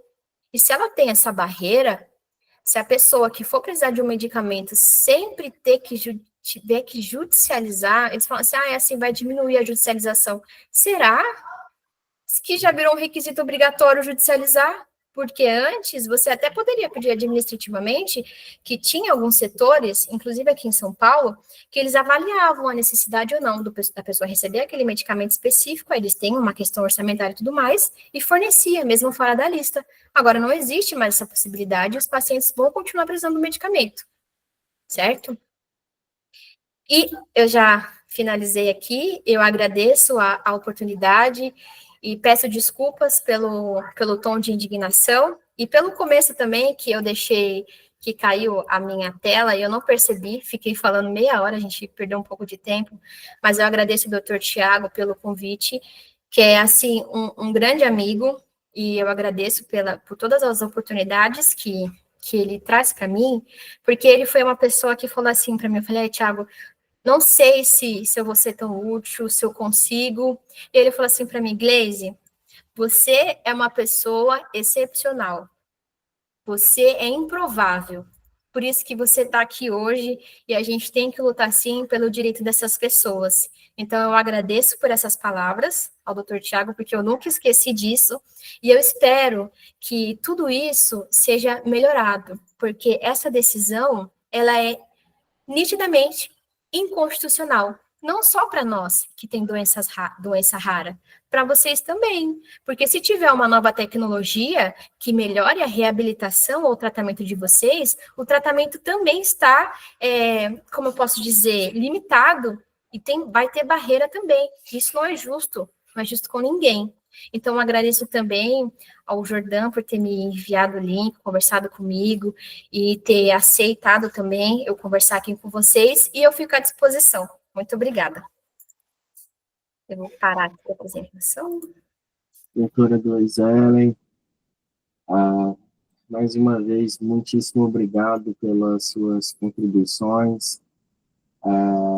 De fato, me recordo dessa nossa conversa, você estava bastante chateada, pensando em jogar a toalha, e aos que chegaram depois e não sabem, doutora, tem ainda, né, uma doença rara que lhe causou diversos impactos e a sobrevida dela pelas histórias era algo pouquíssimo provável, mas Deus, na sua infinita bondade, conseguiu manter, e a doutora Gleiselen hoje é uma voz que tem ecoado pelos 4 cantos do Brasil em relação às doenças raras, e assim como nós aqui batalhamos pela fissura palatina, a doutora Gleiselen vem batalhando pelos direitos das pessoas com doença rara. Por isso a importância da gente trocar essas figurinhas, esses aprendizados com as demais causas. E quando o Jordan me convidou para buscar alguns nomes em relação a políticas públicas, a direito ao acesso à saúde, eu não podia deixar de pensar nela primeiro, não só pelo trabalho na advocacia e na pesquisa, mas também pelo que ela representa com a sua vida, com a sua jornada diária e com aquilo que ela tem representado para talvez milhares de pessoas, já que é uma doença rara, né? Não dá para falar centenas de milhares, porque eu não sei quantas pessoas têm doença rara no Brasil. Mas muito obrigado, Gleise. Você, de fato, assim como nós, pacientes de fissura palatina, que atingimos uma certa maturidade de reabilitação, ainda somos, então, improváveis nesse país que tem sequelado tantas pessoas, quando não, literalmente, tem matado. Jordan, por favor. Tiago, antes do meu agradecimento a Gleiselen, a gente sempre, Gleiselen, a gente vai trazer para o lado da fissura labiopalatina, né? Eu agradeço imensamente a sua palestra, falando do atendimento do SUS, né, que você colocou, do acesso integral à saúde, infelizmente, na fissura lábio-palatina, nós sabemos que muitas pessoas não têm esse acesso, ou não tem quem as leve a esse acesso, né? Então, por isso, é muito importante todas as suas falas, as lutas, tanto que você, o Tiago, o Antônio José também levam a público, porque é muito difícil o acesso ainda em muitas localidades do nosso país. A gente devia de ter em cada bar, cada supermercado, cada coisa, um link, um telefone, alguma coisa para que aquela pessoa estivesse próximo. E a gente sabe que até os postos de saúde, as unidades básicas de saúde não têm essa facilidade. Então, hoje temos, né, alguns agentes de saúde que visitam as casas, mas infelizmente também não é em todos os lugares. Mas é sempre importante a gente trazer essa universalidade do atendimento do SUS, mesmo sabendo que ela ainda no nosso país não é universal. Então, agradeço aí as suas falas, a sua excelência em trazer esses comunicados, porque é sempre importante a gente aprender e dialogar mais sobre a saúde, mesmo sabendo que ela não atinge a todos, né? Então, agradeço a você mais uma vez pela sua fala e volto a palavra aí ao Tiago.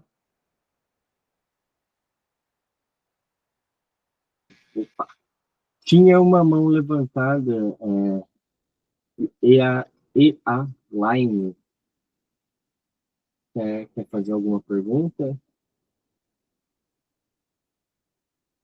Bom, alguém dos senhores que participou tem alguma consideração? Gostaria de trazer alguma dúvida à doutora Gleizane Vicente dessas temáticas? O doutor Antônio teve que nos deixar, mas tanto a doutora Gleizane quanto eu teríamos plenas condições de responder, porque os temas são muito correlacionados.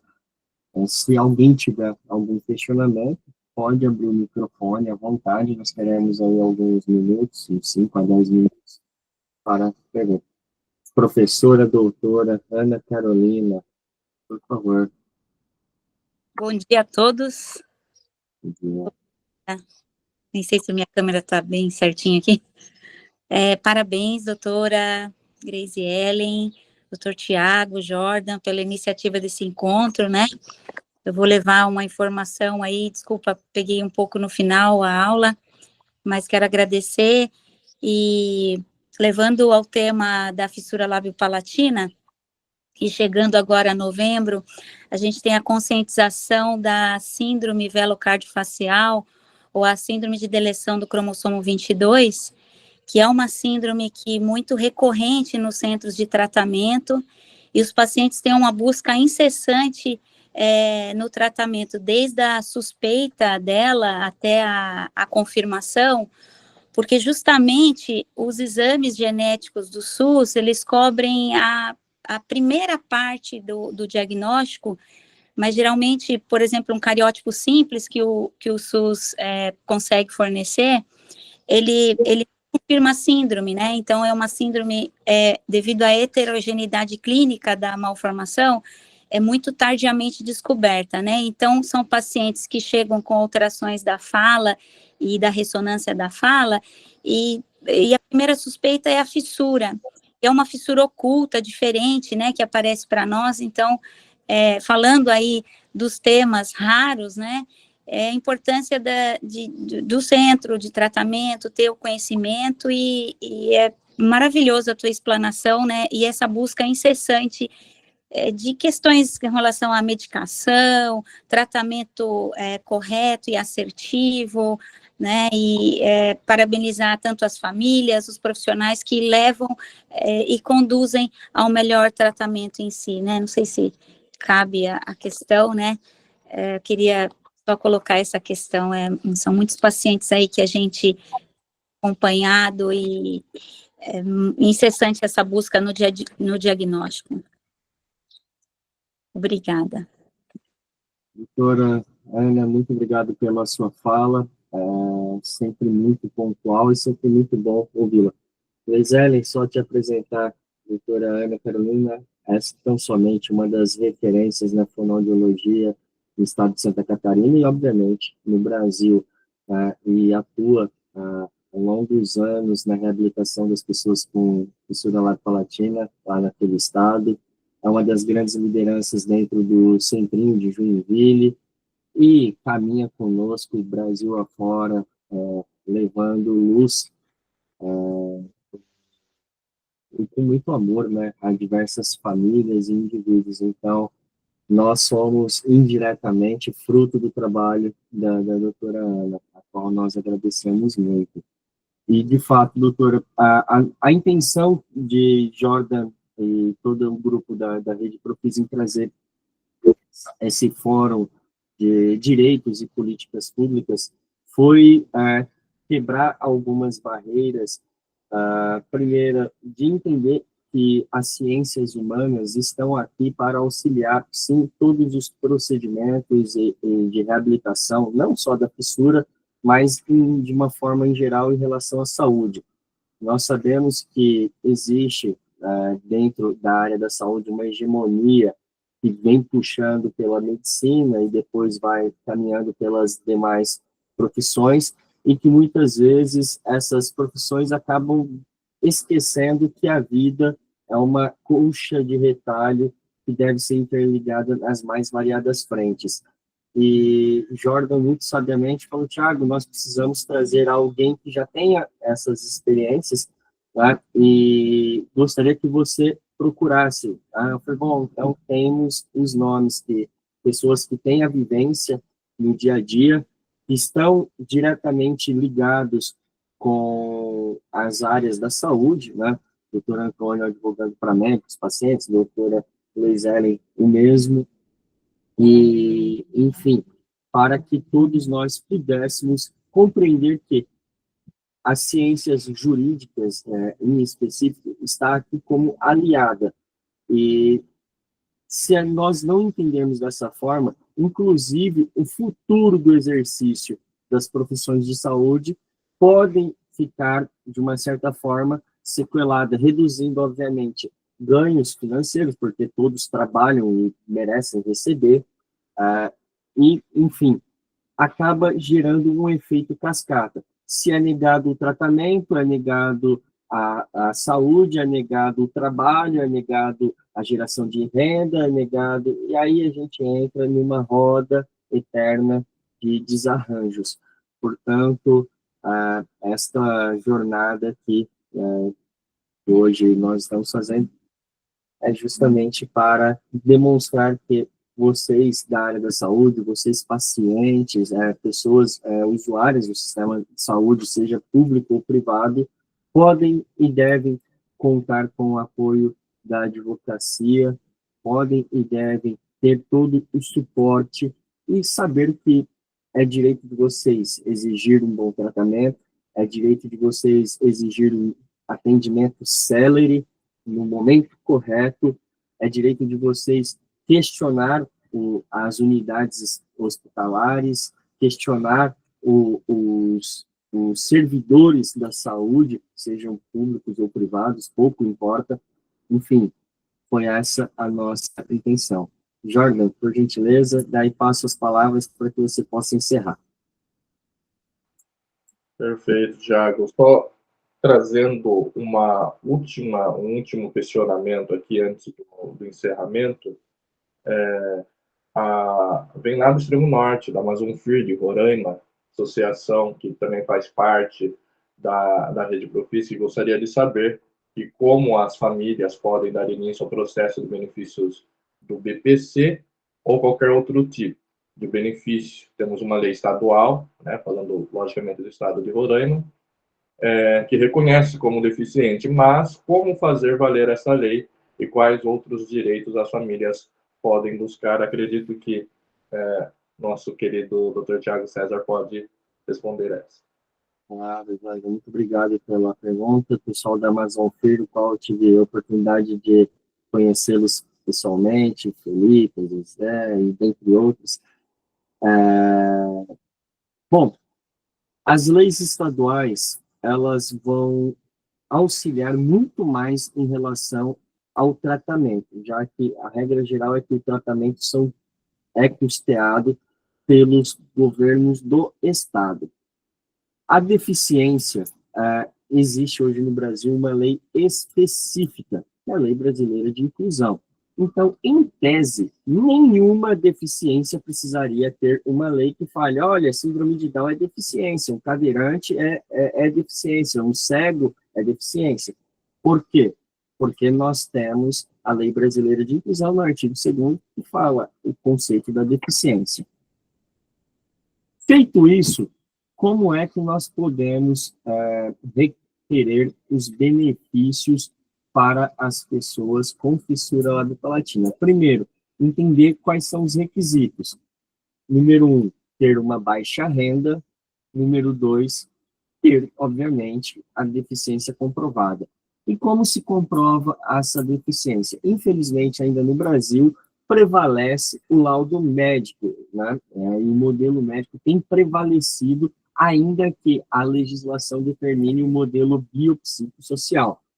E aí, o que a gente vai precisar fazer? Pegar nesta instituição que o médico, o fono, o odonto, faça um laudo realmente descrevendo qual é a situação deste paciente. Não basta, e aqui é uma crítica que eu faço ao laudo que tem sido emitido aos 4 cantos pelo Centrinho de Bauru, e eu já questionei na época a ouvidoria, fiz críticas por conta que esse laudo não considero nem como um laudo, porque é um Ctrl-C, Ctrl-V generalizado, precisa descrever quais foram os procedimentos que esse indivíduo fez, quais ele precisará fazer, quais são os impactos, se ele tem algum tipo de escape nasal, se ele tem alguma questão de maloclusão, qual o nível da maloclusão, enfim. O Centrinho de Bauru, na época em que Maria Inês era a líder do serviço social, tinha um instrumento já utilizado, que foi validado por diversas vezes, eu vejo que tem deixado de lado, né? E o que é uma grande tristeza, porque aquele instrumento, ainda que feito antes da vigência da Lei Brasileira de Inclusão, já percebia essa mudança de pensamento, saindo do pensamento médico puramente para o pensamento social. E como conseguir? Fez todos esses laudos, ter em mãos o cadastro inscrito no cadastro único do governo, ter o registro de biometria, ou seja, o pai ou a mãe que quer solicitar para a criança deve ir lá no cartório eleitoral fazer o registro da biometria, porque sem isso não consegue, é uma resolução que não tem 1 mês e meio aí, e tem trazido dificuldade a centenas de pacientes. E aí, formular o requerimento. Thiago, você recomenda fazer sozinho? Em hipótese alguma. Por quê? Por mais que o meu INSS permita você ingressar sozinho, né, com o seu requerimento, o auxílio jurídico para demonstrar o que é a deficiência e fazer os recortes para tentar convencer esse médico perito que vai receber esses laudos e falar, olha, isso sim causa impacto de 20 anos, causa problemas de fonação, exclusão social, a gente precisa deixar bem demonstrado. E aí, se não deixa demonstrado, né, por vezes o perito nega esse direito. É óbvio que, mesmo demonstrando, existem médicos, peritos, na sua maioria, que não conseguem entender que a fissura labiopalatina pode, sim, ocasionar deficiências, né? E isso, para mim, é um grande equívoco, né? Tanto é que, há pouco tempo atrás, nós tivemos uma oportunidade de fazer uma palestra para o INSS, né? O Jordan participou, direto para a presidência do INSS, demonstrando os problemas os quais a fissura lábio-palatina ocasiona na vida do indivíduo. E aqui nós estamos cansados de saber quais são. Então, demonstrado todos esses requisitos, a aprovação terá uma grande chance. Se negar administrativamente, aí teremos que propor ações judiciais nos tribunais regionais federais, onde temos visto diversas vitórias Brasil afora. Então, recomendo que estejam sempre acompanhados de advogados que tenham especialidade em direito assistencial e também conheçam o que é a fissura lábio-palatina, porque não adianta ingressar com alguém que não vai saber utilizar os argumentos mínimos necessários. Então, são essas as orientações que eu entrego a todos os que vêm me procurar e aqueles que acabam optando pela nossa prestação de serviço dentro do escritório. Lembrando que esses procedimentos são totalmente virtuais, ou seja, é possível alguém no Rio Grande do Sul atuar para alguém que está em Roraima, no Acre, pouco importa, ou no estado de São Paulo. Então, basta vocês localizarem esses advogados. Tem aqui o caso, o escritório da doutora Gleise, tem o meu, tem o doutor Antônio, tem diversos outros colegas que atuam com essas demandas, e a partir daí, mande os documentos, e esses profissionais terão plena condição de fazer esse trabalho, né, para buscar o sucesso. Espero ter respondido. Se não respondi, reitere a pergunta, se algum ponto ficou obscuro, por favor. Obrigado, Tiago César. Bom, vendo aqui que não temos mais questionamentos ou pergunta, eu abro o e-mail da Rede Profis, o redeprofis@gmail.com. Caso alguém tenha outra colocação, outra dúvida, um questionamento aos palestrantes, agradecendo ao Antônio José Souza Bastos e a Gleise Ellen Vicente, que trouxeram para a gente nesta manhã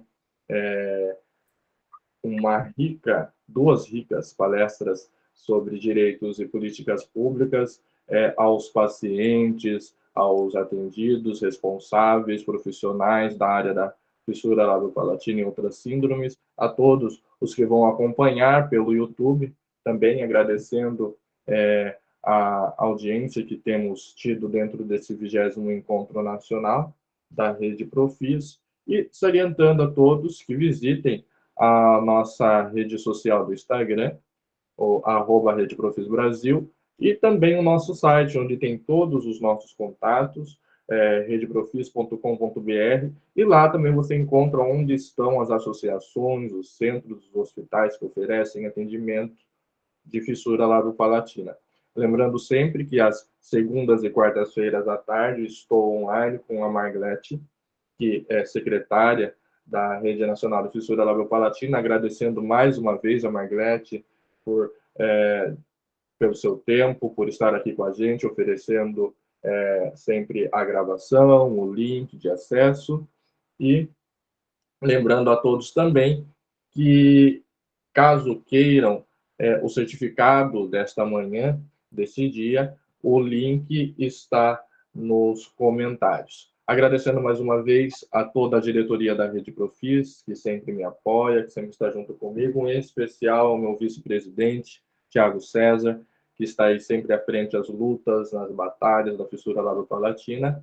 E continuamos o 20º Encontro Nacional da Rede Profis no mês que vem. Já estamos aí no término de outubro. Em novembro, vamos receber as associações. Quero muito que a Operação Sorriso, a Smile Train, também esteja junto com a gente dentro desta parte do encontro, do 20º Encontro, porque são organizações que hoje estão apoiando as associações também que estão junto com a Rede Profis Brasil. Agradecendo sempre a participação de todos, desejo que tenham um ótimo final de semana, um excelente final de ano, e continuem participando de todas as ações da Rede Profis, tragam os questionamentos, tragam dúvidas, tragam palestras que queiram estar, que queiram realizar aqui dentro da Rede Profis, tragam mais associações, mais grupos organizados. Estamos sempre de olho nas novidades e participando sempre com os nossos associados e os atendidos, né, que são o nosso grande objetivo. Terminando mais uma vez aqui uma parte do 20º encontro, eu agradeço a todos pela disponibilidade. Um grande abraço. Acredito que seja isso. Margarete pode encerrar a transmissão.